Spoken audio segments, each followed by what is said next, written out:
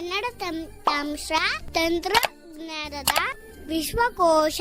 Hello friends, KBC ಕಲಿಯೋಣ ಬನ್ನಿ computer ಈ ಸೀರೀಸ್ನ 47th ಟ್ಯುಟೋರಿಯಲ್ಗೆ ನಿಮ್ಮೆಲ್ಲರಿಗೂ ಸ್ವಾಗತ. ನಾನು ಕಾವ್ಯ ಭಟ್. ಕಳೆದ ಕೆಲವು ಟ್ಯುಟೋರಿಯಲ್ಗಳಿಂದ ನಾವು ನೋಟ್ ಪ್ಯಾಡ್ ಹಾಗೆ ಟೈಪಿಂಗ್, ನ್ಯಾವಿಗೇಷನ್ ಇದರ ಬಗ್ಗೆ ಎಲ್ಲ ತಿಳ್ಕೊಂಡಿದ್ದೀವಿ. ಅದರ ಮುಂದುವರೆದ ಭಾಗವಾಗಿ ಇವತ್ತು ಕರ್ಸರ್ ಬಿಹೇವಿಯರ್ ಮತ್ತೆ ಎಡಿಟಿಂಗ್ ಇದರ ಬಗ್ಗೆ ಕಲಿಯೋಕೆ ಹೊರಟಿದ್ದೀವಿ. ಎಡಿಟ್ ಅಂದ್ರೆ ಆ ವರ್ಡ್ ಕೇಳೋವಾಗ್ಲೇ ನಿಮ್ಗೆ ಗೊತ್ತಾಗಿರುತ್ತೆ, ತಿದ್ದುಪಡಿ ಮಾಡೋದು ಅಥವಾ ಏನಾದ್ರೂ ಒಂದು ತಪ್ಪಿರೋದನ್ನ ಸರಿ ಮಾಡೋದು ಅನ್ನೋ ಒಂದು ಮೀನಿಂಗ್ ಕೊಡುತ್ತೆ. ನಾವು ಬರೆಯುವಾಗ ಏನಾದ್ರೂ ತಪ್ಪಾಗಿದ್ರೆ ಅಥವಾ ಏನಾದ್ರೂ ಬದಲಾವಣೆ ಮಾಡ್ಬೇಕಾಗಿದ್ರೆ ಎಡಿಟ್ ಮಾಡ್ತೀವಿ. ಆದ್ರೆ ಆ ಎಡಿಟಿಂಗ್ ಮಾಡೋಕ್ಕೂ ಮುಂಚೆ ನಾವು ತುಂಬಾ ಇಂಪಾರ್ಟೆಂಟ್ ಆಗಿ ಕರ್ಸರ್ ಬಿಹೇವಿಯರ್ ತಿಳ್ಕೊಬೇಕಾಗುತ್ತೆ. ಸ್ಕ್ರೀನ್ ರೀಡರ್ ಹತ್ರ ಓದಿಸೋದಕ್ಕೆ ಏನೇನ್ ಕೀಬೋರ್ಡ್ ಕಮಾಂಡ್ಸ್ ನ ಯೂಸ್ ಮಾಡಬೇಕು ಅನ್ನೋದನ್ನ ತಿಳ್ಕೊಂಡಿದ್ವಿ. ಆದ್ರೆ ಆವಾಗ ನಾವು ಕರ್ಸರ್ ಬಗ್ಗೆ ಜಾಸ್ತಿ ಫೋಕಸ್ ಮಾಡಿರ್ಲಿಲ್ಲ. ಇವತ್ತು ಫಸ್ಟ್ ನಾವು ಕರ್ಸರ್ ಯಾವ ರೀತಿ ವರ್ಕ್ ಆಗುತ್ತೆ ಅಂತ ತಿಳ್ಕೊಂಡು ಅದಾದ್ಮೇಲೆ ಎಡಿಟಿಂಗ್ ಟಾಪಿಕ್ಗೆ ಹೋಗೋಣ. ಹಾಗಾದ್ರೆ ತಡ ಮಾಡದೆ ಇವತ್ತಿನ ಟ್ಯುಟೋರಿಯಲ್ನ ಶುರು ಮಾಡೋಣ ಅಲ್ವಾ? ನನ್ನ ಫೋಕಸ್ ಆಲ್ರೆಡಿ ಒಂದು ನೋಟ್ ಪ್ಯಾಡ್ ಫೈಲ್ ಅಲ್ಲಿ ಇದೆ ನೋಡಿ. ಅನ್ಟೈಟಲ್ಡ್ ನೋಟ್ ಪ್ಯಾಡ್ ಅಂತ ಹೇಳ್ತಿದೆ, ಅಂದ್ರೆ ಇದನ್ನ ನಾನು ಸೇವ್ ಮಾಡಿಲ್ಲ. ಹಾಗೆ ಇಲ್ಲಿ ಯಾವ ಕಂಟೆಂಟ್ ಕೂಡ ಇಲ್ಲ, ನಾನೇನು ಇಲ್ಲಿ ಟೈಪ್ ಮಾಡಿಲ್ಲ. ಈಗ ನಾವು ಕರ್ಸರ್ ಬಿಹೇವಿಯರ್ ನ ತಿಳ್ಕೊಳ್ತಾ ಹೋಗೋಣ. ಮೊದಲನೇದಾಗಿ ನೀವು ನೆನ್ಪಿಟ್ಕೋಬೇಕಾಗಿರೋದು ಏನು ಅಂತಂದ್ರೆ, ಕರ್ಸರ್ ಎರಡು ರೀತಿಯಲ್ಲಿ ಬಿಹೇವ್ ಮಾಡುತ್ತೆ. ಒಂದು, ನಾವು ಟೈಪ್ ಮಾಡ್ತಾ ಹೋದಾಗ್ಲೇ ಒಂದು ರೀತಿ ಇರುತ್ತೆ. ಹಾಗೆ ನಾವು ಟೈಪ್ ಮಾಡಿದ್ದನ್ನ ಮತ್ತೆ ಓದಕ್ಕೆ ಹೋದಾಗ, ಅಂದ್ರೆ ನಾವೇನ್ ನ್ಯಾವಿಗೇಷನ್ ಅಂತ ನೋಡಿದ್ವಿ ಅಲ್ವಾ ಲಾಸ್ಟ್ ಟ್ಯುಟೋರಿಯಲ್ ನಲ್ಲಿ, ಸೊ ನ್ಯಾವಿಗೇಟ್ ಮಾಡೋವಾಗ್ಲೇ ಕರ್ಸರ್ ಒಂಥರ ಬಿಹೇವ್ ಮಾಡುತ್ತೆ. ಈಗ ನಾವು ಟೈಪ್ ಮಾಡೋವಾಗ ಯಾವ ರೀತಿ ಬಿಹೇವ್ ಮಾಡುತ್ತೆ ಅಂತ ನೋಡ್ತಾ ಹೋಗೋಣ. ಈಗ ನಾನು ಸಂಡೇ ಅಂತ ಟೈಪ್ ಮಾಡ್ತೀನಿ ನೋಡಿ. ಫಸ್ಟ್ ಅಕ್ಷರ ಏನು? ಎಸ್ ಅಂತ. ಸೊ ಎಸ್ ಟೈಪ್ ಮಾಡ್ತೀನಿ. ಎಸ್ ಅಂತ ಹೇಳ್ತಲ್ವಾ. ಈಗ ನಾವು ಟೈಪ್ ಮಾಡುವಾಗ ಏನಾಯ್ತು, ಕರ್ಸರ್ ಅನ್ನೋದು ಎಸ್ ನ ಟೈಪ್ ಮಾಡಿ ಮುಂದೆ ಬಂತು. ಅಂದ್ರೆ ಈಗ ಕರ್ಸರ್ ಎಲ್ಲಿದೆ? ಎಸ್ ನ ರೈಟ್ ಸೈಡ್ಗೆ ಇದೆ. ಅಂದ್ರೆ ಎಸ್ ಆದ್ಮೇಲೆ ಎಸ್ ನ ಮುಂದೆ ಕರ್ಸರ್ ಇದೆ. ಯಾಕೆ ಅಂದ್ರೆ ನೆಕ್ಸ್ಟ್ ಆಲ್ಫಾಬೆಟ್ ಬರೆಯಕ್ಕೆ ಅದು ರೆಡಿ ಆಗಿದೆ. ನೀವು ಬ್ರೈಲ್ ಬರಿವಾಗ್ಲೂ ಅಷ್ಟೇ, ನಿಮ್ಮ ಸ್ಟೈಲಸ್ ನ ಒಂದು ಕರ್ಸರ್ ಅಂತ ಅನ್ಕೊಂಡಿದ್ರೆ ಎಸ್ ಅಂತ ಬರದ್ಮೇಲೆ ನಿಮ್ಮ ಸ್ಟೈಲಸ್ ನ ನೀವು ಎಲ್ಲಿಡ್ತೀರಾ, ನೆಕ್ಸ್ಟ್ ಸೆಲ್ಗೆ ಹೋಗ್ತೀರಾ ಅಲ್ವಾ? ಅದೇ ಕಾನ್ಸೆಪ್ಟ್ ಇಲ್ಲೂ ವರ್ಕ್ ಆಗುತ್ತೆ. ನೆಕ್ಸ್ಟ್ ಆಲ್ಫಾಬೆಟ್ ಬರೆಯೋಣ. ಈಗೇನಾಯ್ತು, ಯು ಬರ್ದು ಯು ನ ಮುಂದೆ ಕರ್ಸರ್ ಇದೆ. ಇಲ್ಲಿ ನಾವು ಅರ್ಥ ಮಾಡ್ಕೊಳ್ಬೇಕಾಗಿರೋ ಕಾನ್ಸೆಪ್ಟ್ ಏನು ಅಂದ್ರೆ, ಟೈಪ್ ಮಾಡುವಾಗ ಒಂದೊಂದು ಆಲ್ಫಾಬೆಟ್ ಟೈಪ್ ಆದ್ಮೇಲೂ ಕರ್ಸರ್ ಅದರಿಂದ ಮುಂದೆ ಹೋಗಿ, ಅಂದ್ರೆ ರೈಟ್ ಸೈಡ್ಗೆ ಹೋಗಿ ನೆಕ್ಸ್ಟ್ ಆಲ್ಫಾಬೆಟ್ ಬರೆಯೋಕೆ ರೆಡಿ ಆಗಿ ನಮ್ಮ ಕಮಾಂಡ್ಗೆ ಕಾಯ್ತಾ ಇರುತ್ತೆ. ಈ ವರ್ಡ್ ನ ಫುಲ್ ಬರೆಯೋಣ. ಈಗ ಎನ್ ಅಂದ್ರೆ ಎನ್ ಆದ್ಮೇಲೆ ಕರ್ಸರ್ ಇದೆ. ಈಗ ಡಿ ಮುಂದ್ಗಡೆ ಇದೆ. ಈಗ ಕರ್ಸರ್ ಎ ಮುಂದ್ಗಡೆ ಇದೆ. ವೈ. ಈಗೇನಾಯ್ತು, ಒಂದು ವರ್ಡ್ ನ ನಾವು ಫುಲ್ ಬರ್ದಿದೀವಿ. ನೆಕ್ಸ್ಟ್ ವರ್ಡ್ ಬರೆಯಕ್ಕೆ ಏನ್ ಮಾಡ್ಬೇಕು? ಸ್ಪೇಸ್ ಕೊಡ್ಬೇಕು. ಈಗೇನಾಗುತ್ತೆ, ಕರ್ಸರು ಒಂದು ಸ್ಪೇಸ್ ಬಿಟ್ಟು ಮುಂದೆ ಹೋಗಿ ನಿಲ್ಲುತ್ತೆ ನೋಡಿ. ಸಂಡೇ ಅಂತ ಹೇಳ್ತು. ಜಾಸ್ ಅಲ್ಲಿ ಸ್ಪೇಸ್ ಅಂತ ಹೇಳಲ್ಲ. NVDA ಅಲ್ಲಿ ಆದ್ರೆ ನೀವು ಸ್ಪೀಕ್ ಎಕೋ ವರ್ಡ್ಸ್ ಆನ್ ಮಾಡಿಟ್ಟಿದ್ರೆ ಸಂಡೇ ಅಂತ ಹೇಳಿ ಸ್ಪೇಸ್ ಅಂತ ಕೂಡ ಹೇಳುತ್ತೆ. ಈಗ ಕರ್ಸರ್ ಏನಾಗಿದೆ, ಸ್ಪೇಸ್ ಆದ್ಮೇಲೆ ಅಂದ್ರೆ ಸಂಡೇ ಆದ್ಮೇಲೆ ಒಂದಿಷ್ಟು ಜಾಗ ಬಿಟ್ಟು ನೆಕ್ಸ್ಟ್ ವರ್ಡ್ ಬರೆಯಕ್ಕೆ ರೆಡಿ ಆಗಿದೆ. ಇದು ಟೈಪ್ ಮಾಡುವಾಗ ಕರ್ಸರ್ ಬಿಹೇವ್ ಮಾಡುವ ರೀತಿ. ನ್ಯಾವಿಗೇಟ್ ಮಾಡುವಾಗ ಆಪೋಸಿಟ್ ರೀತಿಯಲ್ಲಿ ಬಿಹೇವ್ ಮಾಡುತ್ತೆ ಕರ್ಸರ್. ಹೇಗೆ ಅಂತ ನೋಡೋಣ. ಎಲ್ಲಿದೆ ಅಂತ ಹೇಳಲಿಲ್ಲ, ಒಂದ್ಸರ್ತಿ ಫೋಕಸ್ ಚೆಕ್ ಮಾಡೋಣ. ನಂಪ್ಯಾಡ್ ಜಾಸ್ ಅಲ್ಲಿ ನಾನು ವರ್ಕ್ ಮಾಡ್ತಿರೋದ್ರಿಂದ ನಂಪ್ಯಾಡ್ 5 ಪ್ರೆಸ್ ಮಾಡಿದೆ. ಎಸ್ ಮೇಲೆ ಫೋಕಸ್ ಬಂದಿದೆ.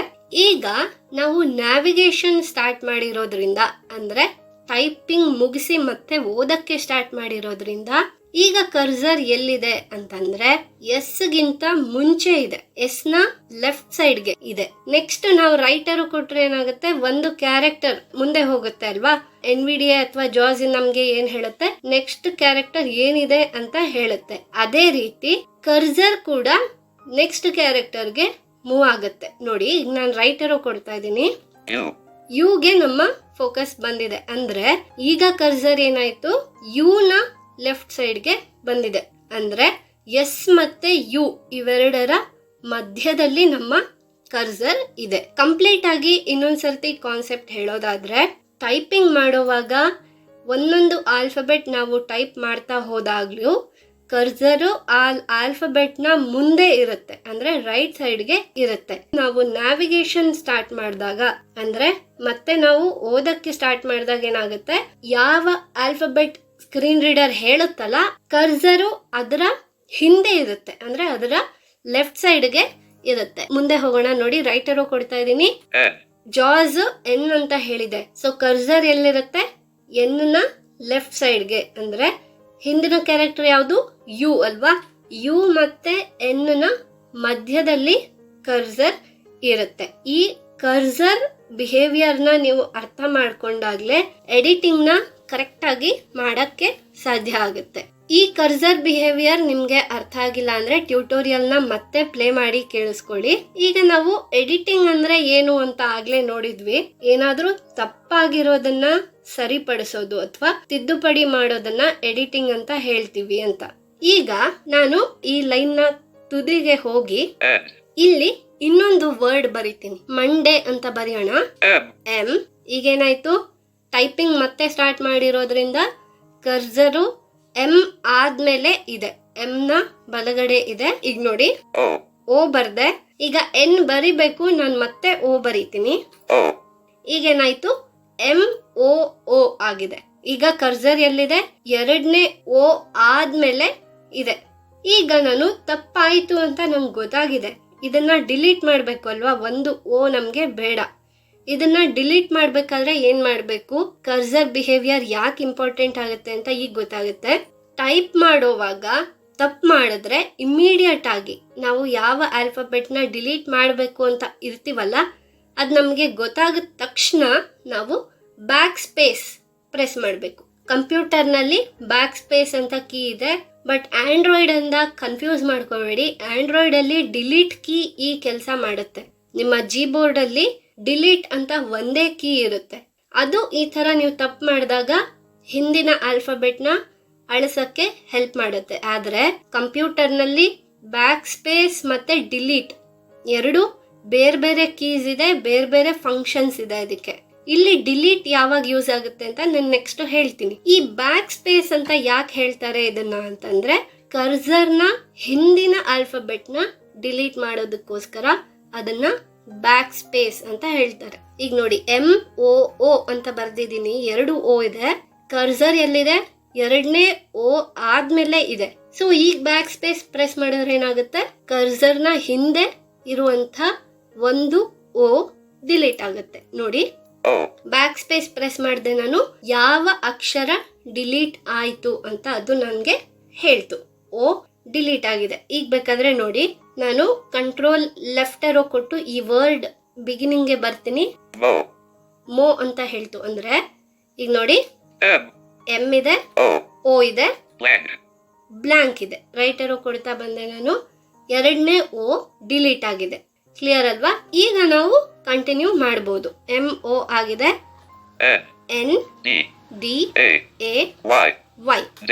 ಈಗ ನೋಡಿ, ಈಗ ಮಂಡೇ ಫುಲ್ ಹೇಳಲಿಲ್ಲ, ಯಾಕೆ ಅಂತ ಟೆನ್ಷನ್ ಮಾಡ್ಕೋಬೇಡಿ. ನಾವು ಮಿಡ್ಲ್ ಅಲ್ಲಿ ಏನಾದ್ರೂ ಜಾಸ್ ನ ಅಥವಾ ಎನ್ವಿಡಿಎ ನ ಇಂಟರಪ್ಟ್ ಮಾಡಿದ್ರೆ ನಾವ್ ಎಲ್ಲಿಂದ ಟೈಪ್ ಮಾಡಿರ್ತೀವೋ ಅದಷ್ಟನ್ನ ಮಾತ್ರ ಅದು ವರ್ಡ್ ಅಂತ ಕನ್ಸಿಡರ್ ಮಾಡುತ್ತೆ. ನಿಮ್ಗೆ ಏನಾದ್ರೂ ಡೌಟ್ ಇದ್ರೆ ಒಂದ್ಸರ್ತಿ ವರ್ಡ್ ಫುಲ್ ನ ಓದಿಸ್ಕೋಬಹುದು. ನೋಡಿ, ಮಂಡೇ ಕರೆಕ್ಟ್ ಇದೆ ಅಲ್ವಾ? ಇದು ಬ್ಯಾಕ್ ಸ್ಪೇಸ್ ನ ಕೆಲಸ. ಇದು ಟೈಪಿಂಗ್ ಅಲ್ಲಿ ನಾನು ನಿಮ್ಗೆ ಹೇಳ್ದೆ. ಈಗ ನ್ಯಾವಿಗೇಷನ್ ನಲ್ಲಿ ಬ್ಯಾಕ್ ಸ್ಪೇಸ್ ನ ನೀವು ಮತ್ತೆ ಕನ್ಫ್ಯೂಸ್ ಮಾಡ್ಕೋಬಾರ್ದು. ಈಗ ನೋಡಿ, ನಾನು ಟ್ಯೂಸ್ಡೇ ಫುಲ್ ಒಂದು ವರ್ಡ್ ಬರೆದು ಆಮೇಲೆ ನಿಮ್ಗೆ ನ್ಯಾವಿಗೇಷನ್ ಮಾಡುವಾಗ ಬ್ಯಾಕ್ ಸ್ಪೇಸ್ ಹೇಗೆ ಯೂಸ್ ಮಾಡೋದು ಅಂತ ತೋರಿಸ್ತೀನಿ. ಇಲ್ಲೂ ಕೂಡ ಒಂದು ಮಿಸ್ಟೇಕ್ ಮಾಡೋಣ.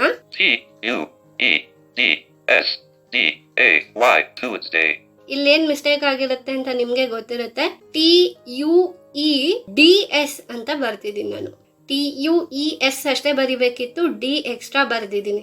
ಓಕೆ, ನಾನು ಫುಲ್ ವರ್ಡ್ ಬರೆದ್ಮೇಲೆ ನಂಗೆ ಗೊತ್ತಾಯ್ತು, ಅಯ್ಯೋ ನಾನು ತಪ್ಪು ಮಾಡಿದ್ದೀನಿ ಅಂತ. ಈಗ ಏನ್ ಮಾಡ್ತೀವಿ, ಫುಲ್ ಆ ವರ್ಡ್ ನ ಸ್ಟಾರ್ಟಿಂಗ್ ಗೆ ಬರ್ತೀವಿ. ಹೇಗೆ, ಹಿಂದಿನ ವರ್ಡ್ ಗೆ ಹೋಗಕ್ಕೆ ಕಂಟ್ರೋಲ್ ಲೆಫ್ಟ್ ಏರೋ ಅಲ್ವಾ. ಈಗೇನಾಯ್ತು, ನ್ಯಾವಿಗೇಷನ್ ಮೋಡ್ಗೆ ಕರ್ಸರ್ ಬಂದಿದೆ. ಯಾವಾಗ ನಾವು ನ್ಯಾವಿಗೇಷನ್ ಕೀ ಯೂಸ್ ಮಾಡ್ತೀವಲ್ಲ, ಅಂದ್ರೆ ಏರೋ ಕೀಸ್ ಆಗಿರ್ಬೋದು, home, end, page up, page down, ಇದು ಯಾವುದೇ ಕೀಸ್ ನಾವು ಯೂಸ್ ಮಾಡಿದ ಕೂಡಲೇ ಕರ್ಸರ್ ನ್ಯಾವಿಗೇಷನ್ ಮೋಡ್ಗೆ ಬರುತ್ತೆ. ಈಗ ನಾನು ಒಂದೊಂದೇ ರೈಟ್ ಏರೋ ಕೊಡ್ತಾ ಹೋಗ್ತೀನಿ ನೋಡಿ. You E D. ಈಗ ಡಿ ಹೇಳ್ತು ಅಂದ ಕೂಡಲೇ ನೀವು ಬ್ಯಾಕ್ ಸ್ಪೇಸ್ ಕೊಡಕ್ಕಾಗತ್ತಾ, ಇದನ್ನ ನೀವು ಯೋಚನೆ ಮಾಡಬೇಕು. ನಾನು ಏನ್ ಹೇಳಿದ್ದೆ ಆಗ್ಲೇ, ಕರ್ಸರ್ ನ್ಯಾವಿಗೇಷನ್ ಮೋಡ್ ಅಲ್ಲಿರುವಾಗ ಅಕ್ಷರ ಏನ್ ಹೇಳುತ್ತೆ ಅದರ ಹಿಂದೆ ಕರ್ಸರ್ ಇರುತ್ತೆ, ಅಂದ್ರೆ ಅದರ ಎಡಭಾಗದಲ್ಲಿ ಕರ್ಸರ್ ಇರುತ್ತೆ. ಹಾಗೆ ಬ್ಯಾಕ್ ಸ್ಪೇಸ್ ಫಂಕ್ಷನ್ ಏನು, ಕರ್ಸರ್ ನ ಹಿಂದೆ ಇರುವಂತ ಆಲ್ಫಾಬೆಟ್ ನ ಡಿಲೀಟ್ ಮಾಡೋದು. ಈಗ ಫೋಕಸ್ ಎಲ್ಲಿದೆ, ಡಿ ಅಂತ ಹೇಳ್ತು. ಕರ್ಸರ್ ಎಲ್ಲಿರುತ್ತೆ, ಡಿ ನ ಎಡಭಾಗದಲ್ಲಿರುತ್ತೆ. ಈಗೇನಾದ್ರೂ ಬ್ಯಾಕ್ ಸ್ಪೇಸ್ ಕೊಟ್ರೆ ಏನಾಗುತ್ತೆ ನೋಡಿ, ಇ ಡಿಲೀಟ್ ಆಯ್ತು. ನೀವೇನ್ ಮಾಡ್ಬೇಕು, ಇಲ್ಲಿ ಇ ಮತ್ತೆ ಟೈಪ್ ಮಾಡಿದೆ ನಾನು.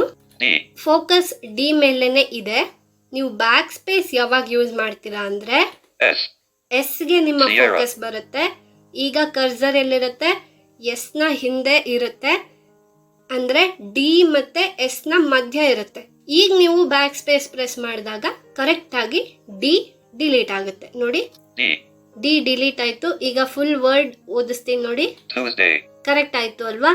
ಸೊ ಟೈಪ್ ಮಾಡೋವಾಗ ಹಾಗೆ ನ್ಯಾವಿಗೇಟ್ ಮಾಡೋವಾಗ ಕರ್ಸರ್ ಎಲ್ಲಿ ಇದೆ ಅನ್ನೋದನ್ನ ನೋಡ್ಕೊಂಡು ನೀವು ಬ್ಯಾಕ್ ಸ್ಪೇಸ್ ಯೂಸ್ ಮಾಡ್ಬೇಕಾಗತ್ತೆ. ಇನ್ನೊಂದು ಕೀ ಇದೆ ಅಂತ ಕೂಡ ಹೇಳಿದ್ದೆ ನಾನು, ಡಿಲೀಟ್ ಕೀ. ಇದು ಆಂಡ್ರಾಯ್ಡ್ ಜಿಬೋರ್ಡ್ ನಲ್ಲಿ ನಮ್ಗೆ ಸಿಗೋದಿಲ್ಲ. ಈ ಡಿಲೀಟ್ ಕೀ ಏನಕ್ಕೆ ಯೂಸ್ ಆಗುತ್ತೆ ಅಂದ್ರೆ ಬ್ಯಾಕ್ ಸ್ಪೇಸ್ ನ ಆಪೋಸಿಟ್ ಕೆಲಸ ಮಾಡುತ್ತೆ ಇದು. ಅಂದ್ರೆ ಕರ್ಸರ್ ಎಲ್ಲಿರುತ್ತಲ್ಲ ಅದರ ಮುಂದಿನ ಆಲ್ಫಾಬೆಟ್ ಅದು ಡಿಲೀಟ್ ಮಾಡುತ್ತೆ.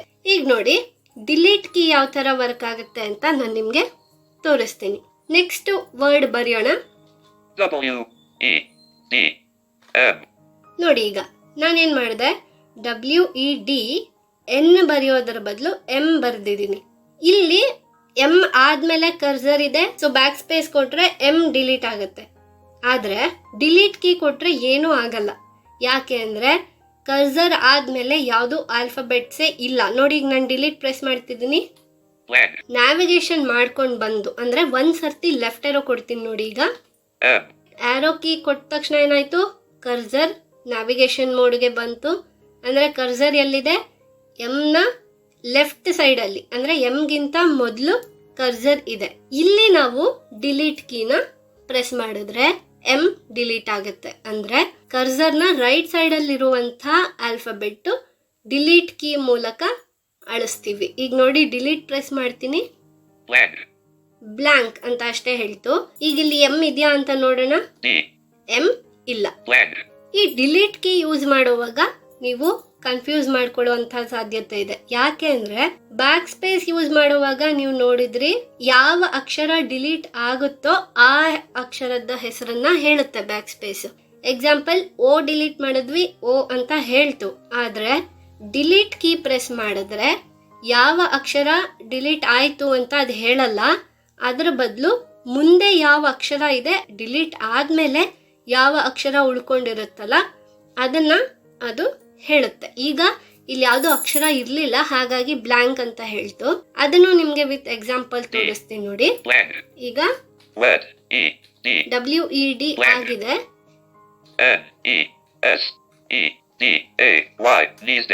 ಇಲ್ಲಿ ಇನ್ನೊಂದು ತಪ್ಪಾಗಿದೆ ನೋಡಿ, ಕರೆಕ್ಟ್ ಆಗಿ ಪ್ರೊನೌನ್ಸ್ ಮಾಡ್ತಿಲ್ಲ, ಗೊತ್ತಾಗಿರುತ್ತೆ ನಿಮ್ಗೆ. ಈಗ ಡಿಲೀಟ್ ಕೀ ಯಾಕೆ ಕನ್ಫ್ಯೂಸ್ ಆಗುತ್ತೆ ಅಂತಾನು ನಿಮ್ಗೆ ಎಕ್ಸಾಂಪಲ್ ತೋರಿಸ್ತೀನಿ. ಈಗ ಒಂದೊಂದೇ ಕ್ಯಾರೆಕ್ಟರ್ ನಾವು ನ್ಯಾವಿಗೇಟ್ ಮಾಡ್ತಾ ಬರೋಣ, ರೈಟ್ ಏರೋ ಕೊಡ್ತಾ.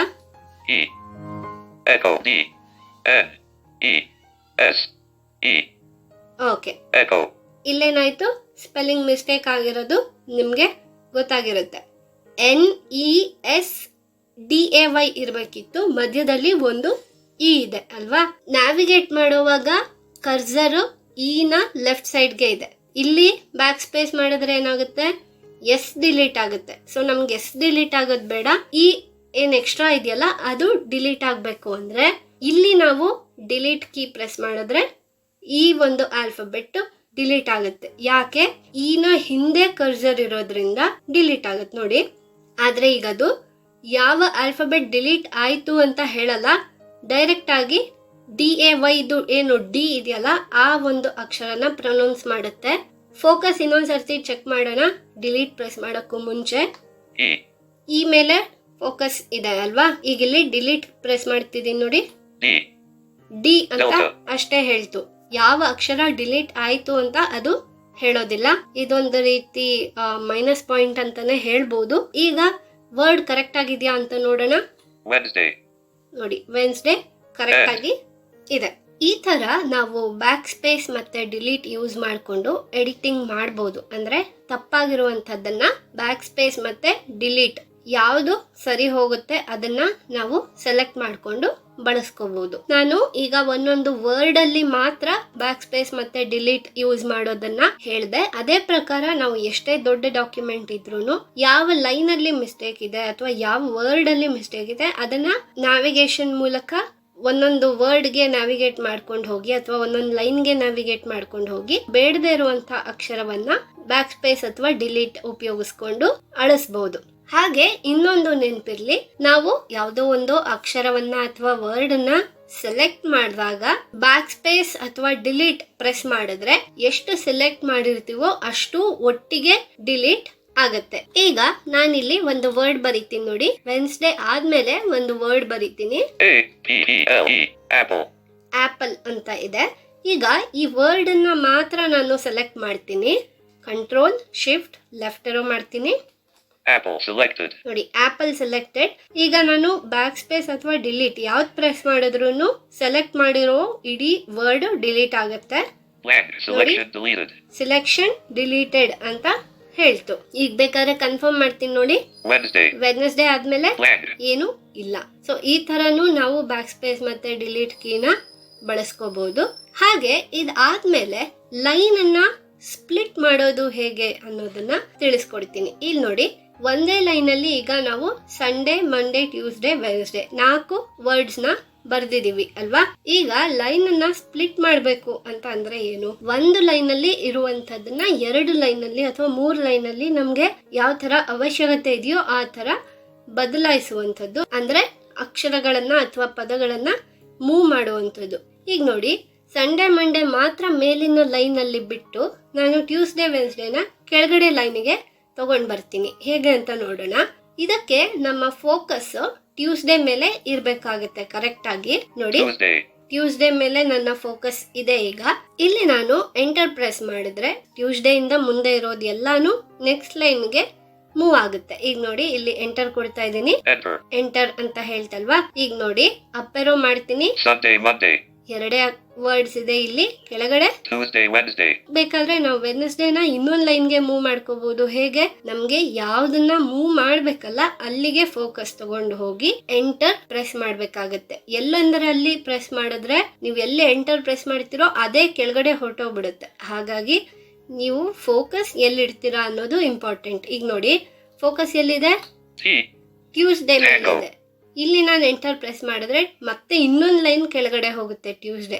ನೋಡಿ ಬೇಕಾದ್ರೆ ಮಧ್ಯದಲ್ಲಿ ಒಂದು ಬ್ಲಾಂಕ್ ಲೈನ್ ಬಂತಲ್ವಾ. ನಾನು ವೆನ್ಸ್ಡೇ ಮೇಲೆನೆ ಫೋಕಸ್ ಇಟ್ಟು ಈಗ ವೆನ್ಸ್ಡೇ ಮೇಲೆ ನನ್ನ ಫೋಕಸ್ ಇದೆ. ಈಗ ಎಂಟರ್ ಪ್ರೆಸ್ ಮಾಡಿದ್ರೆ ಟ್ಯೂಸ್ಡೇನೆ ಒಂದ್ ಲೈನ್ ಅಲ್ಲಿ ಇದೆ, ವೆನ್ಸ್ಡೇನೆ ಒಂದು ಲೈನ್ ಅಲ್ಲಿ ಇದೆ. ಈ ರೀತಿ ನೀವು ಲೈನ್ ಗಳನ್ನ ಸ್ಪ್ಲಿಟ್ ಮಾಡ್ಕೋಬಹುದು. ಇದರ ಜೊತೆ ಕ್ವಿಕ್ ಆಗಿ ಲೈನ್ ಅನ್ನ ಮತ್ತೆ ಮರ್ಜ್ ಮಾಡೋದು ಹೇಗೆ ಅನ್ನೋದನ್ನು ಕೂಡ ತಿಳ್ಕೊಳ್ಳೋಣ. ಇದಕ್ಕೆ ನಾವು ಮತ್ತೆ ಬ್ಯಾಕ್ ಸ್ಪೇಸ್ ಅಥವಾ ಡಿಲೀಟ್ ಕೀನ ಬಳಸ್ತೀವಿ.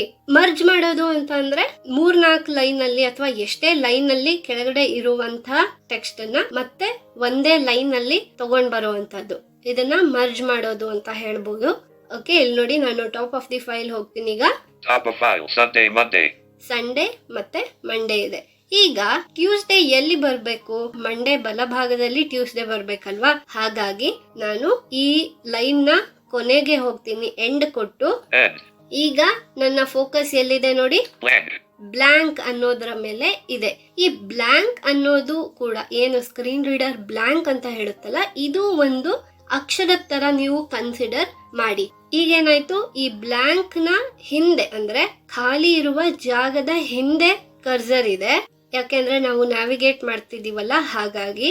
ಈಗ ಈ ಬ್ಲಾಂಕ್ ನ ನಾವು ಡಿಲೀಟ್ ಮಾಡ್ಬೇಕಾದ್ರೆ ಏನ್ ಮಾಡ್ಬೇಕು ಅಂದ್ರೆ, ಕರ್ಸರ್ ನ ಮುಂದೆ ಇರುವಂತ ಅಕ್ಷರವನ್ನ ಡಿಲೀಟ್ ಮಾಡಕ್ ಏನ್ ಮಾಡ್ಬೇಕು, ಡಿಲೀಟ್ ಕೀನೇ ಪ್ರೆಸ್ ಮಾಡ್ಬೇಕಾಗತ್ತೆ. ಈಗ ನೋಡಿ, ಒಂದ್ಸರ್ತಿ ಡಿಲೀಟ್ ಮಾಡಿದೆ, ಮತ್ತೆ ಬ್ಲಾಂಕ್ ಅಂತ ಹೇಳ್ತು. ಯಾಕೆ ಅಂದ್ರೆ ಮಿಡ್ಲ್ ಅಲ್ಲಿ ಒಂದು ಲೈನ್ ಬ್ಲಾಂಕ್ ಇತ್ತಲ್ಲ, ಅದು ಈಗ ಡಿಲೀಟ್ ಆಗಿದೆ. ನೋಡಿ, ಬೇಕಾದ್ರೆ ತೋರಿಸ್ತೀನಿ.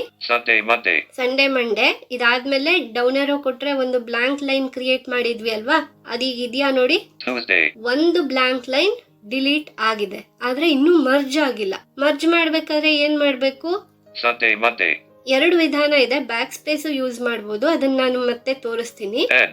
ಈಗ ಇಲ್ಲಿ ಎಂಡ್ ಬಂದು ಮತ್ತೆ ಡಿಲೀಟ್ ಪ್ರೆಸ್ ಮಾಡಿದ್ರೆ ಟಿ ಅಂತ ಹೇಳ್ತು. ಡಿಲೀಟ್ ಕೀ ಹೇಗ್ ವರ್ಕ್ ಆಗುತ್ತೆ ಅಂತ ನೆನ್ಪಿಟ್ಕೊಳ್ಳಿ. ಬ್ಲಾಂಕ್ ಡಿಲೀಟ್ ಆಗಿರೋದನ್ನ ಅದು ನಮ್ಗೆ ಹೇಳಲ್ಲ. ನೆಕ್ಸ್ಟ್ ಟಿ ಅಕ್ಷರ ಇದು ಇಲ್ಲಿಗೆ ಬಂತು ಸೇರ್ಕೊಂಡಿದೆ, ಹಾಗಾಗಿ ಟಿ ಅಂತ ಹೇಳ್ತು. ಹೀಗೆ ನೀವು ಲೈನ್ ಮರ್ಜ್ ಮಾಡುವಾಗ ಇನ್ನೊಂದು ಏನು ಕೇರ್ಫುಲ್ ಆಗಿರ್ಬೇಕು ಅಂದ್ರೆ, ಲೈನ್ ನ ಕೊನೆಗೆ ಇರುವಂತ ವರ್ಡ್ ಆದ್ಮೇಲೆ ಸ್ಪೇಸ್ ಇದೆಯಾ ಇಲ್ವಾ ಅಂತ ನೋಡ್ಬೇಕಾಗುತ್ತೆ. ಇಲ್ಲ ಅಂದ್ರೆ ಎರಡು ವರ್ಡ್ಸ್ ಮಿಕ್ಸ್ ಆಗ್ಬಿಡುತ್ತೆ ಅಲ್ವಾ. ಈಗ ಮಂಡೇ ಇತ್ತು, ಇಲ್ಲಿ ಮಂಡೇ ಆದ್ಮೇಲೆ ಸ್ಪೇಸ್ ಇರ್ಲಿಲ್ಲ ಅಂದ್ರೆ ಏನಾಗುತ್ತೆ, ಮಂಡೇ ಟ್ಯೂಸ್ಡೇ ಒಟ್ಟಿಗೆ ಮಿಕ್ಸ್ ಆಗ್ಬಿಡುತ್ತೆ, ಒಂದೇ ವರ್ಡ್ ಆಗ್ಬಿಡುತ್ತೆ. ಹಾಗಾಗಿ ಸ್ಪೇಸ್ ಇದೆಯಾ ಇಲ್ವಾ ಅಂತ ಕನ್ಫರ್ಮ್ ಮಾಡ್ಕೊಂಡು ಆಮೇಲೆ ಲೈನ್ಸ್ ನ ಮರ್ಜ್ ಮಾಡಿ. ಈಗೇನಾಯ್ತು, Sunday, Monday, Tuesday. ಈ ಮೂರು ಒಂದೇ ಲೈನ್ ಅಲ್ಲಿ ಬಂತು. ವೆನ್ಸ್ಡೇ ಮಾತ್ರ ಕೆಳಗಡೆ ಲೈನ್ ಅಲ್ಲಿ ಇದೆ. ಈಗ ಬ್ಯಾಕ್ ಸ್ಪೇಸ್ ಯೂಸ್ ಮಾಡಿ ಲೈನ್ ಮರ್ಜ್ ಮಾಡೋದು ಹೇಗೆ ಅಂತ ತಿಳ್ಕೊಳ್ಳೋಣ. ಈ ಲೈನ್ ಮೇಲ್ಗಡೆ ಲೈನ್ ಜೊತೆ ಹೋಗಿ ಸೇರ್ಕೋಬೇಕಲ್ವಾ, ಹಾಗಾಗಿ ಈ ಲೈನ್ ನ ಸ್ಟಾರ್ಟಿಂಗ್ ಗೆ ಹೋಗಿ, ಅಂದ್ರೆ ಹೋಮ್ ಕೊಟ್ಟು ಫೋಕಸ್ ಚೆಕ್ ಮಾಡ್ತೀನಿ ನೋಡಿ. ಡಬ್ಲ್ಯೂ ಮೇಲೆ ಫೋಕಸ್ ಇದೆ ಅಲ್ವಾ, ಕರ್ಸರ್ ಎಲ್ಲಿದೆ, ಡಬ್ಲ್ಯೂ ಗಿಂತ ಮುಂಚೆ ಇದೆ. ಬ್ಯಾಕ್ ಸ್ಪೇಸ್ ಕೊಟ್ರೆ ಏನಾಗುತ್ತೆ, ಬ್ಲಾಂಕ್ ಅನ್ನೋದನ್ನ ಏನ್ ಓದುತ್ತಲ್ಲ ಸ್ಕ್ರೀನ್ ರೀಡರ್, ಅದು ಡಿಲೀಟ್ ಆಗುತ್ತೆ. ನೋಡಿ, ಈಗ ನಾನು ಬ್ಯಾಕ್ ಸ್ಪೇಸ್ ಕೊಡ್ತಾ ಇದ್ದೀನಿ, ಬ್ಲಾಂಕ್ ಅನ್ನೋದು ಡಿಲೀಟ್ ಆಯ್ತು. ಬ್ಯಾಕ್ ಸ್ಪೇಸ್ದು ಈ ಒಂದು ಪ್ಲಸ್ ಪಾಯಿಂಟ್ ಇದೆ, ಏನ್ ಡಿಲೀಟ್ ಆಯ್ತು ಅಂತ ಹೇಳುತ್ತೆ ಅಲ್ವಾ. ಈಗ ವೆಡ್ನೆಸ್ಡೇ ಕೂಡ ಬಂದು ಫಸ್ಟ್ ಲೈನ್ಗೆ ಸೇರ್ಕೊಳ್ತು. ನೋಡಿ, ಕನ್ಫರ್ಮ್ ಮಾಡೋಣ. Sunday, Monday, Tuesday, Wednesday. 4 words ಒಂದೇ ಲೈನ್ ಅಲ್ಲಿ ಬಂದಿದೆ. ಈ ಕಾನ್ಸೆಪ್ಟ್ ಗಳು ಫಸ್ಟ್ ಕೇಳುವಾಗ ಸ್ವಲ್ಪ ಕಾಂಪ್ಲಿಕೇಟೆಡ್ ಅಂತ ಅನ್ನಿಸಬಹುದು. ನೀವು ರಿಪೀಟೆಡ್ಲಿ ಕೇಳಿ ಪ್ರಾಕ್ಟಿಕಲ್ ಆಗಿ ಟ್ರೈ ಮಾಡ್ತಾ ಇದ್ದಾಗ ನಿಮ್ಗೆ ಕ್ಲಿಯರ್ ಆಗಿ ಅರ್ಥ ಆಗುತ್ತೆ. ಇದಿಷ್ಟು ಆದ್ಮೇಲೆ ಇನ್ನೊಂದು ಕಾನ್ಸೆಪ್ಟ್ ಎಡಿಟಿಂಗ್ ಅಲ್ಲಿ ಬರುವಂತದ್ದು ಕಟ್, ಕಾಪಿ, ಪೇಸ್ಟ್ ಮತ್ತೆ ಅಂಡು ಅಂತ. ಕಟ್, ಕಾಪಿ, ಪೇಸ್ಟ್ ಈ ಒಂದು ಕಾನ್ಸೆಪ್ಟ್ ನಿಮ್ಗೆ ಫೈಲ್ ಫೋಲ್ಡರ್ ಮ್ಯಾನೇಜ್ಮೆಂಟ್ ಅಲ್ಲಿ ಆಲ್ರೆಡಿ ಗೊತ್ತಿರುತ್ತೆ. ಇಲ್ಲಿ ಪ್ಲಸ್ ಪಾಯಿಂಟ್ ಏನು ಅಂದ್ರೆ ಕಮಾಂಡ್ಸ್ ಕೂಡ ಸೇಮ್ ಇದೆ. ಕಟ್ ಗೆ ಕಂಟ್ರೋಲ್ ಎಕ್ಸ್, ಕಾಪಿಗೆ ಕಂಟ್ರೋಲ್ ಸಿ, ಪೇಸ್ಟ್ ಗೆ ಕಂಟ್ರೋಲ್ ವಿ. ಅಂಡು ಬಗ್ಗೆ ನಾನು ಕೊನೆಯಲ್ಲಿ ನಿಮ್ಗೆ ಹೇಳ್ತೀನಿ. ಈಗ ಇಲ್ಲಿ ನಾನು ಇನ್ನೊಂದು ಲೈನ್ ಅಲ್ಲಿ ಒಂದಷ್ಟು ವರ್ಡ್ಸ್ ನ ಬರೀತೀನಿ. ಎಂಡ್ ಕೊಟ್ಟು ಎಂಟರ್ ಕೊಡ್ತಾ ಇದ್ದೀನಿ ಒಂದು ಹೊಸ ಲೈನ್ ಗೆ ಹೋಗಕ್ಕೆ. ಸೆಕೆಂಡ್ ಲೈನ್ ಅಲ್ಲಿ ಒಂದಷ್ಟು ವರ್ಡ್ಸ್ ಬರೆಯೋಣ. Apple, cat, dog, elephant, fish. ಇಲ್ಲಿ ನೋಡಿ, ಒಂದಷ್ಟು ವರ್ಡ್ಸ್ ನಾನೀಗ ಬರ್ದಿದ್ದೀನಿ. Apple, ball, cat, dog, elephant, fish. Apple, ball, cat, dog, elephant, fish ಇದೆಲ್ಲ ಅದನ್ನ ಸೆಕೆಂಡ್ ಲೈನ್ ಅಲ್ಲಿ ಬರ್ದಿದ್ದೀನಿ. ಮೇಲೆ ಸಂಡೇ ಇಂದ ವೆನ್ಸ್ಡೇ ವರೆಗೂ ಹಾಗೆ ಇದೆ. ಈಗ ನಾವು ಮೊದಲು ಕಾಪಿ ಪೇಸ್ಟ್ ಹೇಗ್ ವರ್ಕ್ ಆಗತ್ತೆ ಅಂತ ನೋಡೋಣ. ಕಾಪಿ ಅಥವಾ ಕಟ್ ಆಗ್ಲಿಕ್ಕೆ ಫಸ್ಟ್ ಪ್ರೋಸೆಸ್ ಏನು ಅಂತ ಅಂದ್ರೆ ಸೆಲೆಕ್ಷನ್. ನಿಮ್ಗೆ ಯಾವ ಟೆಕ್ಸ್ಟ್ ಕಟ್ ಅಥವಾ ಕಾಪಿ ಆಗ್ಬೇಕೋ ಅದನ್ನ ನೀವು ಸೆಲೆಕ್ಟ್ ಮಾಡ್ಬೇಕಾಗತ್ತೆ. ಈಗ ನೋಡಿ, Sunday selected, Monday selected. ಈ ಎರಡು ವರ್ಡ್ಸ್ ನ ನಾನು ಸೆಲೆಕ್ಟ್ ಮಾಡಿದೀನಿ. ಈಗ ಕಾಪಿ ಮಾಡಕ್ ಏನ್ ಮಾಡ್ಬೇಕಾಗತ್ತೆ, ನಾವು ಕಂಟ್ರೋಲ್ ಸಿ ಕಾಪಿ ಮಾಡ್ತಾ ಇದ್ದೀನಿ. Copied selection to clipboard. Copied selection to clipboard ಅಂತ ಹೇಳಿದೆ. NVDA ಆದ್ರೆ ಏನು ಹೇಳೋದಿಲ್ಲ, ಬಟ್ ಕಮಾಂಡ್ ವರ್ಕ್ ಆಗುತ್ತೆ. ಈಗ ನಾನಿಲ್ಲಿ ಕಾಪಿ ಮಾಡಿರೋದ್ನ ಒಂದು ಮೈಕ್ರೋಸಾಫ್ಟ್ ವರ್ಡ್ ಓಪನ್ ಮಾಡಿ ಅಲ್ಲಿ ಪೇಸ್ಟ್ ಮಾಡ್ತೀನಿ. ನೋಡಿ, ಸ್ಟಾರ್ಟ್ ಮೆನು ಹೋಗಿ Search box edit. Type W. WhatsApp app. Press right to switch. WhatsApp ಸಿಕ್ಕಿದೆ, ಇದು ಬೇಡ. Oh, Word app. Press right to. Word ಸಿಕ್ಕಿದೆ, ಇಲ್ಲಿ ಎಂಟರ್ ಕೊಡ್ತಾ ಇದ್ದೀನಿ ನಾನು. Whoa, enter. Opening dash Word. Print view. Edit. Microsoft word file open ಆಗಿದೆ. Title check ಮಾಡ್ತೀನಿ ನೋಡಿ ಒಂದ್ಸರ್ತಿ. Title is document 1-Word. Print view. ಇಲ್ಲಿ Blank. ಯಾವ ಕಂಟೆಂಟ್ ಕೂಡ ಇಲ್ಲ. ಈಗ ನೋಡಿ, ಇಲ್ಲಿ ಇದನ್ನ ಪೇಸ್ಟ್ ಮಾಡ್ತಾ ಇದ್ದೀನಿ. Control V. Pasted from clipboard. ನೋಡಿ, ಪೇಸ್ಟೆಡ್ ಫ್ರಮ್ ಕ್ಲಿಪ್ ಬೋರ್ಡ್ ಅಂತ ಹೇಳ್ತು. ನೋಡೋಣ ಇಲ್ಲಿ ಸಂಡೇ ಮಂಡೇ ಎರಡು ಬಂದಿದ್ಯಾ ಅಂತ. Sunday, Monday. ನೋಡಿ, ಕರೆಕ್ಟ್ ಆಗಿ ನಾವು ಏನ್ ಸೆಲೆಕ್ಟ್ ಮಾಡಿದ್ವಿ ಅಷ್ಟು ಮಾತ್ರ ಕಾಪಿ ಆಗಿ ಪೇಸ್ಟ್ ಆಗಿದೆ. ಇಲ್ಲೂ ನೋಟ್ ಪ್ಯಾಡ್ ಫೈಲಲ್ಲೂ ಇದೆಯಾ ನೋಡೋಣ, ಯಾಕಂದ್ರೆ ನಾವು ಕಟ್ ಮಾಡಿದ್ದಲ್ಲ, ಕಾಪಿ ಮಾಡಿದ್ದು. ಆಲ್ಟ್ ಟ್ಯಾಬ್ ಕೊಟ್ಟು ನಾನು ನೋಟ್ ಪ್ಯಾಡ್ಗೆ ಬರ್ತಾ ಇದ್ದೀನಿ. ಮತ್ತೆ Leaving menus. Star Sunday, Monday, Tuesday, Wednesday dash notepad. ಇಲ್ಲೂ ಕೂಡ ಸಂಡೇ ಇಂದ ವೆನ್ಸ್ಡೇ ವರ್ಗೂ ಹಾಗೆ ಇದೆ. ನೀವು ಯಾವ್ದಾದ್ರು ಬೇರೆ ಆಲ್ಫಾಬೆಟ್ಸ್, ನಂಬರ್ಸ್, ಪಂಕ್ಚುಯೇಷನ್ಸ್ ಅಥವಾ ಎಂಟರ್ ಪ್ರೆಸ್ ಮಾಡಕ್ಕೂ ಮುಂಚೆ ಸೆಲೆಕ್ಟ್ ಆಗಿದ್ಯಾ ಅಂತ ನೋಡ್ಕೊಳ್ಳಿ. ಯಾಕೆಂದ್ರೆ ನಾನು ಆಲ್ರೆಡಿ ಹೇಳಿದ್ದೀನಿ, ನೀವು ಸೆಲೆಕ್ಟ್ ಮಾಡಿರುವಾಗ ಯಾವ ಅಕ್ಷರ ಅಥವಾ ಪಂಕ್ಚುಯೇಷನ್ ನ ಪ್ರೆಸ್ ಮಾಡ್ತೀರಾ ಆ ಸೆಲೆಕ್ಟೆಡ್ ಟೆಕ್ಸ್ಟ್ ನ ಅದು ರಿಪ್ಲೇಸ್ ಮಾಡುತ್ತೆ. ಯಾವ್ದಾದ್ರು ಸೆಲೆಕ್ಟ್ ಆಗಿದ್ಯಾ ಅಂತ ನೋಡೋಣ. Selection is Sunday, Monday. ನೋಡಿ, ಸೆಲೆಕ್ಷನ್ ಈಸ್ ಸಂಡೇ ಮಂಡೇ ಅಂತ ಹೇಳ್ತು, ಅಂದ್ರೆ ಇನ್ನೂ ಸೆಲೆಕ್ಟೆಡ್ ಆಗೇ ಇದೆ. ಹಾಗಾಗಿ ನಾನು ಒಂದು ನ್ಯಾವಿಗೇಷನ್ ಕೀ ಯಾವ್ದಾದ್ರು ಪ್ರೆಸ್ ಮಾಡಿ S. ಸುಮ್ನೆ ನಾನು ಲೆಫ್ಟ್ ಏರೋ ಪ್ರೆಸ್ ಮಾಡಿದೆ. ಈಗ ನೋಡೋಣ, Nothing selected. ನಥಿಂಗ್ ಸೆಲೆಕ್ಟೆಡ್ ಅಲ್ವಾ. ಸೊ ಈ ರೀತಿ ಕಾಪಿ ಪೇಸ್ಟ್ ಮಾಡಬಹುದು. ಹಾಗೆ ನಿಮ್ಗೆ ಇಲ್ಲಿ ಸೆಲೆಕ್ಷನ್ ಅಲ್ಲಿ ಇನ್ನೊಂದು ಡೌಟ್ ಕೂಡ ಬರ್ಬೋದು. ನಾವು ಸೆಲೆಕ್ಷನ್ ಮಾಡುವಾಗ ನೋಡಿದ್ವಿ, ಲೆಫ್ಟ್ ಟು ರೈಟ್ ಕೂಡ ಸೆಲೆಕ್ಟ್ ಮಾಡಬಹುದು. ಅದೇ ತರ ರಿವರ್ಸ್ ಸೆಲೆಕ್ಷನ್ ಅಂದ್ರೆ ರೈಟ್ ಇಂದ ಲೆಫ್ಟ್ ಗೂ ಸೆಲೆಕ್ಟ್ ಮಾಡ್ತಾ ಬರ್ಬಹುದು ಅಂತ. ಆ ತರ ರಿವರ್ಸ್ ಸೆಲೆಕ್ಟ್ ಮಾಡಿದಾಗ ಕಾಪಿ ಪೇಸ್ಟ್ ಅಥವಾ ಕಟ್ ಪೇಸ್ಟ್ ಮಾಡಿದಾಗ ಅದೇನಾದ್ರೂ ರಿವರ್ಸ್ ಆಗಿ ಪೇಸ್ಟ್ ಆಗುತ್ತಾ ಅನ್ನೋ ಡೌಟ್ ಕೂಡ ನಿಮ್ಗೆ ಬರ್ಬೋದು. ಆ ತರ ಯಾವುದೇ ಕಾರಣಕ್ಕೂ ಆಗೋದಿಲ್ಲ. ನೀವು ಕಟ್ ಅಥವಾ ಕಾಪಿ ಮಾಡುವಾಗ ಯಾವ ಆರ್ಡರ್ ಅಲ್ಲಿ ಟೈಪ್ ಮಾಡಿದ್ರಲ್ಲ ಅದೇ ಆರ್ಡರ್ ಅಲ್ಲಿ ಪೇಸ್ಟ್ ಆಗುತ್ತೆ. ಇದನ್ನು ಕೂಡ ಒಂದು ಲೈವ್ ಆಗಿ ಎಕ್ಸಾಂಪಲ್ ನೋಡೋಣ. ನಾನು ಕೆಳಗಡೆ ಲೈನ್ಗೆ ಬರ್ತಿದ್ದೀನಿ. ಈಗ Apple, ball, cat, dog, elephant, fish. ಈಗ ನಾವು ರಿವರ್ಸ್ ಸೆಲೆಕ್ಷನ್ ಮಾಡೋಣ. ಪರ್ಪಸ್ಫುಲಿ ಎಂಡ್ ಕೊಡ್ತಾ ಇದ್ದೀನಿ. End. ಲೈನ್ ನ ಕೊನೆಗೆ ಬಂದಿದ್ದೀನಿ. ಇಲ್ಲಿಂದ ಕಂಟ್ರೋಲ್ ಶಿಫ್ಟ್ ಲೆಫ್ಟ್ ಏರೋ ಮಾಡ್ತಾ ಬರೋಣ. Fish selected. ಫಿಶ್ ಸೆಲೆಕ್ಟ್ ಆಯ್ತು ಫಸ್ಟ್. Elephant selected. ಎಲಿಫೆಂಟ್ ಆಯ್ತು. Dog selected. ಡಾಗ್ ಆಯ್ತು. Cat selected. ಕ್ಯಾಟ್ ಆಯ್ತು. ಸಾಕಲ್ವಾ? ಸೊ ಈಗ ನಿಮ್ಗೆ ಡೌಟ್ ಬರ್ಬೋದು, ಫಸ್ಟ್ ಫಿಶ್, ಆಮೇಲೆ ಎಲಿಫೆಂಟ್, ಆಮೇಲೆ ಡಾಗ್, ಆಮೇಲೆ ಕ್ಯಾಟ್, ಈ ತರ ಏನಾದ್ರೂ ಪೇಸ್ಟ್ ಆಗುತ್ತಾ ಅಂತ. ಆ ತರ ಆಗೋದಿಲ್ಲ. ನಿಮ್ಮ ಸ್ಕ್ರೀನ್ ಅಲ್ಲಿ ಯಾವ ಆರ್ಡರ್ ಅಲ್ಲಿ ಡಿಸ್ಪ್ಲೇ ಇದೆಯಲ್ಲ ಅದೇ ತರ ಪೇಸ್ಟ್ ಆಗುತ್ತೆ. ಈಗ ಇದನ್ನ ಕಟ್ ಅಂಡ್ ಪೇಸ್ಟ್ ಮಾಡೋಣ. ಆಗ್ಲೇ ಕಾಪಿ ಮಾಡಿ ನೋಡಿದ್ವಿ. ಕಟ್ ಮಾಡಕ್ಕೆ ಇರುವಂತಹ command control X. Cut selection to clipboard. Cut selection to clipboard ಅಂತ ಹೇಳಿದೆ. NVDA ಅಲ್ಲಿ ಇದನ್ನ ಅನೌನ್ಸ್ ಮಾಡೋದಿಲ್ಲ. ಈಗ ನಾವು ಓಪನ್ ಆಗಿರುವಂತಹ MS ವರ್ಡ್ ಗೆ ಹೋಗೋಣ. ಮತ್ತೆ ಆಲ್ಟ್ ಟ್ಯಾಬ್. Document 1-Word. ಇಲ್ಲಿ ನೋಡಿ, ಇಲ್ಲಿ ನೀವು ಪೇಸ್ಟ್ ಮಾಡುವಾಗ್ಲೂ ಕೇರ್ಫುಲ್ ಆಗಿರ್ಬೇಕು. ನಿಮ್ಗೆ ಎಲ್ಲಿ ಬೇಕು ಅಲ್ಲಿ ಅದನ್ನ ಪೇಸ್ಟ್ ಮಾಡ್ಬೇಕಾಗುತ್ತೆ. ಒಟ್ಟಾರೆ MS ವರ್ಡ್ ಗೆ ಬಂದ ತಕ್ಷಣ ನೀವು ಪೇಸ್ಟ್ ಮಾಡಕ್ಕೆ ಆಗೋದಿಲ್ಲ. Sunday, Monday. ಈಗ ಈ ಎರಡು ವರ್ಡ್ಸ್ ಇದೆ. ಇಲ್ಲಿ ಫೋಕಸ್ ಎಲ್ಲಿದೆ ನೋಡಿ, Blank. ಬ್ಲಾಂಕ್ ಮೇಲೆ ಇದೆ. ಮಂಡೇ ಆದ್ಮೇಲೆ ಇದೆ ಅನ್ಸುತ್ತೆ ಈ ಫೋಕಸ್. ಇನ್ನೊಂದ್ಸರ್ತಿ ನಾನು ವೆರಿಫೈ ಮಾಡ್ತೀನಿ ನೋಡಿ. Monday. Monday control left arrow ಕೊಟ್ಟೆ ನಾನು. Blank. ಈಗ ಕಂಟ್ರೋಲ್ ರೈಟ್ ಏರೋ ಕೊಟ್ಟಾಗ ಇಲ್ಲಿ ಬ್ಲಾಂಕ್ ಅಂತ ಹೇಳ್ತು. Y. ನೋಡಿ, ಈಗ ನಾನು ಲೆಫ್ಟ್ ಏರೋ ಮಾಡಿದ್ರೆ ವೈ ಇದೆ, ಸ್ಪೇಸ್ ಇಲ್ಲ. ಇಲ್ಲೂ ಅಷ್ಟೇ, ಪೇಸ್ಟ್ ಮಾಡುವಾಗ ಕೇರ್ಫುಲ್ ಆಗಿ ಅಬ್ಸರ್ವ್ ಮಾಡಿ. Blank. ಇಲ್ಲಿ ವೈ ಆದ ತಕ್ಷಣ ನಾನೇನಾದ್ರೂ ಪೇಸ್ಟ್ ಮಾಡಿದ್ರೆ ಏನಾಗುತ್ತೆ, ಮಂಡೇ ಮತ್ತೆ ಕ್ಯಾಟ್ ಒಟ್ಟಿಗೆ ಜಾಯಿನ್ ಆಗ್ಬಿಡುತ್ತೆ. ಸೊ ನೀವು ಇದೇ ಲೈನ್ ಅಲ್ಲಿ ಏನಾದ್ರೂ ಪೇಸ್ಟ್ ಮಾಡ್ಬೇಕು ಅಂದ್ರೆ ಮೊದ್ಲು ಸ್ಪೇಸ್ ಕೊಡ್ಬೇಕಾಗುತ್ತೆ. ಇಲ್ಲ ನಾನು ಬೇರೆ ಲೈನ್ ಅಲ್ಲಿ ಪೇಸ್ಟ್ ಮಾಡ್ತೀನಿ ಅಂದ್ರೆ ಎಂಟರ್ ಕೊಟ್ಟು ಬೇರೆ ಲೈನ್ಗೆ ಹೋಗ್ಬೇಕಾಗುತ್ತೆ. ಈಗ ನಾನು ಸೆಕೆಂಡ್ ಲೈನ್ಗೆ ಬಂದಿದ್ದೀನಿ. ಇಲ್ಲಿ ಪೇಸ್ಟ್ ಮಾಡ್ತೀನಿ ನೋಡಿ, control V. Pasted from clipboard. ನಾನು ಹೇಳಿದ್ದೆ ಕ್ಯಾಟ್, ಡಾಗ್, ಎಲಿಫೆಂಟ್, ಫಿಶ್ ಇದೇ ಆರ್ಡರ್ ಅಲ್ಲೇ ಪೇಸ್ಟ್ ಆಗುತ್ತೆ ಅಂತ. ಕನ್ಫರ್ಮ್ ಮಾಡೋಣ. ಈ ಲೈನ್ ನಾನು ಓದಿಸ್ತಾ ಇದ್ದೀನಿ. Cat, dog, elephant, fish. ನೋಡಿ, ಅಂದ್ರೆ ಸ್ಕ್ರೀನ್ ಮೇಲೆ ಡಿಸ್ಪ್ಲೇ ಯಾವ ಆರ್ಡರ್ ಅಲ್ಲಿ ಇರುತ್ತೆ ಅದೇ ಆರ್ಡರ್ ಅಲ್ಲಿ ಪೇಸ್ಟ್ ಆಗುತ್ತೆ. ಆದ್ರೆ ಈಗ ನಾವು ಕಟ್ ಅಂಡ್ ಪೇಸ್ಟ್ ಮಾಡಿದ್ವಿ, ಅಲ್ಲಿ ಇದೆಯೋ ಇಲ್ವೋ ಒಂದ್ಸರ್ತಿ ನೋಡೋಣ. ನೋಟ್ ಪ್ಯಾಡ್ ಗೆ ಹೋಗ್ತಾ ಇದ್ದೀನಿ. ಮತ್ತೆ Star Sunday, Monday. ಈಗ ನೋಡಿ, ಈ ಲೈನ್ ನಾನು ಓದಿಸ್ತೀನಿ. Apple, ball. ಆಪಲ್, ಬಾಲ್ ಎರಡೇ ಇದೆ ಮುಂದೆ ಇರುವಂತದ್ದು. ಕಟ್ ಆಗಿ ಅಲ್ಲಿ ಪೇಸ್ಟ್ ಆಗಿದೆ. ಇದೇ ಸಂದರ್ಭದಲ್ಲಿ ನಿಮ್ಗೆ ಅಂಡು ಅಂದ್ರೆ ಏನು ಅಂತಾನು ಹೇಳ್ತೀನಿ. ಡೂ ಅಂದ್ರೆ ಅರ್ಥ ನಿಮ್ಮೆಲ್ಲರಿಗೂ ಗೊತ್ತಿರುತ್ತೆ, ಏನೋ ಒಂದು ಆಕ್ಷನ್ ಪರ್ಫಾರ್ಮ್ ಮಾಡೋದು. ಆದ್ರೆ ಅನ್ಡೂ ಅಂದ್ರೆ ಮಾಡಿದ್ದನ್ನ ರಿವರ್ಸ್ ಮಾಡುವಂಥದ್ದು. ಇದಕ್ಕೆ ಇರುವಂತಹ ಕಮಾಂಡ್ ಕಂಟ್ರೋಲ್ ಝೆಡ್. ಇಲ್ಲಿ ನೀವು ಏನನ್ನು ಸೆಲೆಕ್ಟ್ ಮಾಡ್ಬೇಕಾಗಿಲ್ಲ, ಏನು ಮಾಡ್ಬೇಕಾಗಿಲ್ಲ. ನೀವು ಲಾಸ್ಟ್ ಪರ್ಫಾರ್ಮ್ ಮಾಡಿರುವಂತಹ ಆಕ್ಷನ್ ನ ಅದು ಸ್ಟೆಪ್ ಬೈ ಸ್ಟೆಪ್ ಅಂಡು ಮಾಡ್ತಾ ಬರುತ್ತೆ. ಎಲ್ಲಿವರೆಗೂ ನೀವು ಒಂದು ಆಕ್ಷನ್ ಪರ್ಫಾರ್ಮ್ ಮಾಡಿದ್ರೋ ಅಲ್ಲಿವರೆಗೂ ಅದು ರಿವರ್ಸ್ ಬರ್ತಾ ಇರುತ್ತೆ. ಬಟ್ ನೀವ್ ಇನ್ ಕೇಸ್ ಏನಾದ್ರೂ ಫೈಲ್ ನ ಒಂದ್ಸರ್ತಿ ಸೇವ್ ಮಾಡಿದ್ರೆ, ಸೇವ್ ಮಾಡಿರೋದಕ್ಕಿಂತ ಮುಂಚೆ ಏನು ಆಕ್ಷನ್ ನೀವು ಪರ್ಫಾರ್ಮ್ ಮಾಡ್ತೀರಾ ಅದು ಅಂಡು ಆಗೋದಿಲ್ಲ. ಇದನ್ನ ನಾನು ಸೇವ್ ಮಾಡುವಾಗ ನಿಮ್ಗೆ ಕಾನ್ಸೆಪ್ಟ್ ಹೇಳ್ತೀನಿ. ಈಗ ನಾವು ಒಂದು ಆಕ್ಷನ್ ಏನ್ ಪರ್ಫಾರ್ಮ್ ಮಾಡಿದ್ವಿ, ಕಟ್ ಮಾಡಿದ್ವಿ ಅಲ್ವಾ ಇಲ್ಲಿಂದ. ಈಗ ಈ ಕಮಾಂಡ್ ಕೊಡೋಣ, ಕಟ್ ಮಾಡಿರೋದ್ ಮತ್ತೆ ಇಲ್ಲಿ ಬರುತ್ತಾ ಅಂತ ನೋಡೋಣ. ಕಂಟ್ರೋಲ್ ಝೆಡ್ ಕೊಡ್ತಾ ಇದೀನಿ. ಈಗ ಈ line ಓದ್ಸೋಣ. Apple, ball, cat, dog, elephant, fish. ನೋಡಿ, ಅಂಡು ಅಂದ್ರೆ ಕಟ್ ಮಾಡಿರುವಂತದ್ದು ಮತ್ತೆ ಇಲ್ಲಿ ರಿವರ್ಸ್ ಆಗಿದೆ. ಹಾಗಂತ MS ವರ್ಡ್ ಅಲ್ಲಿ ಇಲ್ವಾ ಇದು? ಅದು ಕೂಡ ಅಲ್ಲೇ ಇರುತ್ತೆ ನೋಡಿ.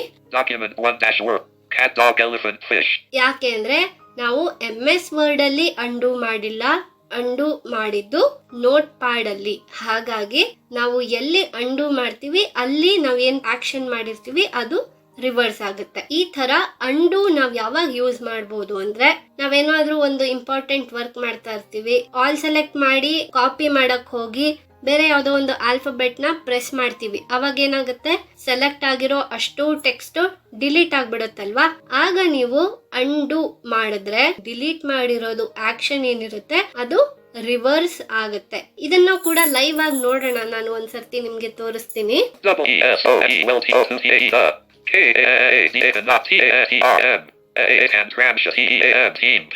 ಇಲ್ಲಿ ನೋಡಿ, ವೆಲ್ಕಮ್ ಟು ದಿ ಕನ್ನಡ ತಂತ್ರಾಂಶ ಟೀಮ್. ಒಂದು ಸೆಂಟೆನ್ಸ್ ಬರ್ದಿದ್ದೀನಿ ನಾನು. ಈಗ ನಾನೇನ್ ಅನ್ಕೋತೀನಿ, ಇದನ್ನ ಆಲ್ ಸೆಲೆಕ್ಟ್ ಮಾಡಿ ಅಂದ್ರೆ ಕಂಟ್ರೋಲ್ ಎ ಮಾಡಿ Selected. Welcome to the Kannada Tantransha team. Period. Copy ಮಾಡಬೇಕು ಅನ್ಕೋತೀನಿ. ಕಾಪಿಗೆ ಏನ್ ಕಮಾಂಡ್ ಕಂಟ್ರೋಲ್ ಸಿ ಅಲ್ವಾ. ಸೊ ನಾನು ಕಂಟ್ರೋಲ್ ಸಿ ಕೊಡಕ್ ಹೋಗಿ by mistake just C press ಮಾಡ್ತೀನಿ. ಈಗೇನಾಯ್ತು, ಇಲ್ಲಿ ಬರೀ ಸಿ ಅಷ್ಟೇ ಉಳ್ಕೊಂಡಿದೆ. ಆ ಸೆಂಟೆನ್ಸ್ ನಾವೇನ್ ಸೆಲೆಕ್ಟ್ ಮಾಡಿದ್ವಿ ಅದಷ್ಟು ಡಿಲೀಟ್ ಆಗಿದೆ. ಈಗ ನಂಗೆ ಇಮಿಡಿಯೇಟ್ ಆಗಿ ನೆನಪಾಯ್ತು ಅಂಡು ಅನ್ನೋ ಒಂದು ಆಪ್ಷನ್ ಇದೆ ಅಂತ. ಸೊ ನಾನು ಕಂಟ್ರೋಲ್ ಝೆಡ್ ಮಾಡ್ತೀನಿ. ಈಗ ನೋಡಿ,